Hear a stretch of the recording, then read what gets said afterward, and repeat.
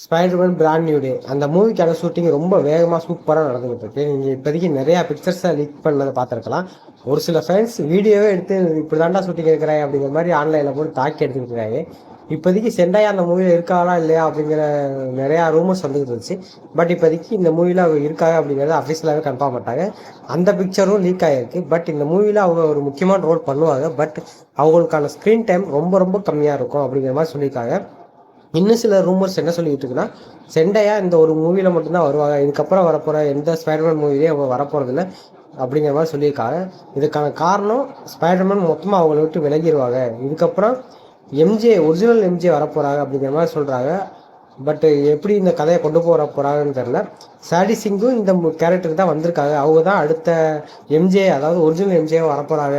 இதுக்கப்புறம் நம்ம ஸ்பைடர்மேன் அந்த எம்ஜே கூட தான் ரன் பண்ண போகிறாரு. இதுக்கு முன்னாடி இந்த செண்டையா அந்த எம்ஜே வரப்போகிறதில்ல, இந்த மூவி தான் அவங்களுக்கு ஃபைனல் அப்படிங்கிற மாதிரி சொல்லிட்டு இருக்காங்க. பட் ஒரு சூப்பரான கேரக்டராக இருந்தாங்க செண்டையா. அவங்களும் இந்த படத்துலேயே மறுபடியும் கண்டினியூ பண்ணலாம்னு நான் நினச்சேன். பட்டு மார்வல் வேறு பிளானில் இருப்பாங்க அவங்கள. இப்போதைக்கு மார்வல் அஃபிஷியலாகவே எந்த இடத்துலையுமே சொல்லலை. இருந்தாலும் நிறையா ரூமர் சொல்கிறது இதுதான். எம்ஜிஆர் நடிக்கிற நம்ம செண்டையை இந்த மூவிக்கு அப்புறம் எந்த மூவிலையும் வரப்போகிறதில்ல, இதுதான் அவங்களோட கடைசி மூவி அப்படிங்கிற மாதிரி சொல்கிறாங்க.